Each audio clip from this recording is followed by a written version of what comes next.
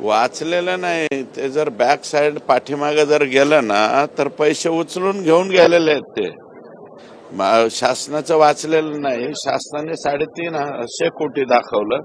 माझं स्पष्ट मत आहे की हा भ्रष्टाचार 5000 कोटीच्या वरती जाणार आहे आणि त्यासाठी माननीय मुख्यमंत्री महोदय हे परदेश दौऱ्यावरून आल्याच्या नंतर मी लेखी पत्र तयार करून ठेवलेले आहे, पण तो अधिकार त्यांचा आहे.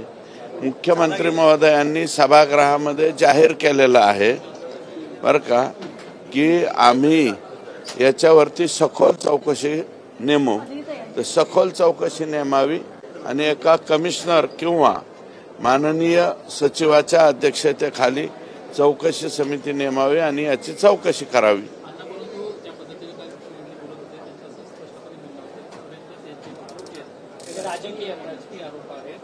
माननीय हे पहा, माझं म्हणणं असं आहे, CSC सेंटरवाले हे प्यादे आहेत.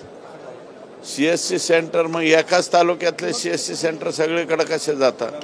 अहो, शेतकरी 8 जिल्ह्यात विमा भरतो म्हणजे शेतकरी दोषी मी म्हणत नाही, परंतु हे ठराविक शेतकरी आहेत. 8 जिल्ह्यात पीक विमा भरणारा शेतकरी एक शेतकरी असू शकतो का? आणि राजकीय वगैरे आरोपी नाहीत. माझं चॅलेंज आहे कृषी मंत्र्यांना, तुम्ही माझ्या समोर चर्चेला या, एखाद्या टीव्ही वरती या, नाही तर कुठेही या, माझी तयारी. परंतु सर, काल तुम्ही नवीन हत्या प्रकरण समोर आणले मुंडेंचं. 2023 ला परळीमध्ये ही हत्या झालेली होती. 22 नोव्हेंबर मला वाटतं ऑक्टोबर आहे. 22 ऑक्टोबर 2023 ला महादेव दत्तात्रय मुंडे या तरुण माणसाचा खून झालेला आहे आणि त्या खुनाचा अद्याप एकही आरोपी अटक केला गेलेला नाही. आरोपी सुशील म्हणून जो आकाचा पोरगा आहे त्याच्या अवतीभोवती फिरताना दिसतात. पण आता कुठेतरी अजित पवारांवरती जबाबदारी असल्यामुळे पालकमंत्री पदासाठी आता कुठेतरी या सगळ्या गोष्टींना आळा बसेल आणि 100% आळा बसेल, आम्हाला गॅरंटी आहे.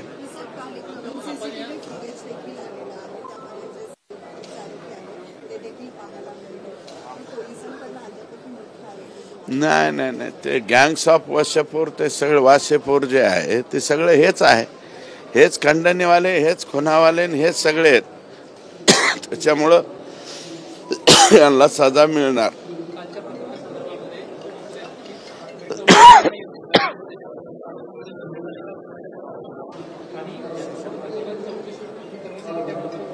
कुठली चौकशी? त्या महादेव मुंडेच्या ना, महादेव मुंडेंच्या खून प्रकरणामधलं मी पत्र तयार केलंय. करुणा मुंडेंच्या बाबतीतलं पत्र तयार केलंय आणि ते गणेश मुंडे जे चड्डी काढणार होते खासदारांची, त्यांच्या बाबतीतलं पत्र लिहिलंय. परंतु सर, या सगळ्या प्रकरणामध्ये राजेभाऊ फड जे राष्ट्रवादी काँग्रेस शरदचंद्र पवार पक्षाचे स्थानिक नेते आहेत, त्यांना गोवण्याचा प्रयत्न केला जातो. सांगितलं होतं स्पष्टपणे, आकानी सांगितलं होतं महादेव मुंडेच्या प्रकरणामध्ये राजाभाऊ फड मुख्य आरोपी करा आणि आणखी 5 लोक त्यांच्या पक्षाचे नाहीत त्यांना पण आरोपी करा.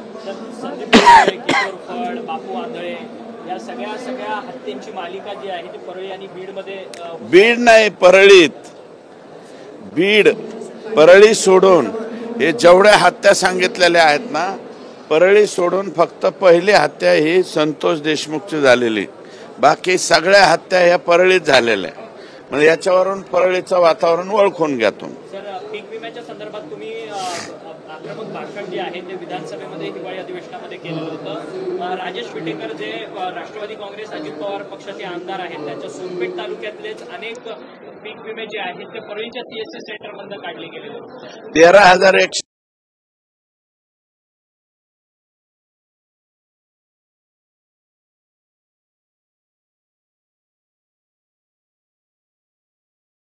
आहे आणि बीड जिल्ह्यामध्ये 39,000 हेक्टर सापडले आता. आणि जे कृषी मंत्री महोदय म्हणतायत ना की 350 कोटीचाच घोटाळा झाला, हा 350 कोटीचा नाही. कृषी मंत्री महोदय, तुम्ही आता चार्ज घेतलेला आहे. टोटल डॉक्युमेंट्स पाहिजे असतील तर आम्ही डॉक्युमेंट तुम्हाला प्रोव्हाइड करतो. 5,000 कोटीच्या वरती हा घोटाळा गेलेला आहे.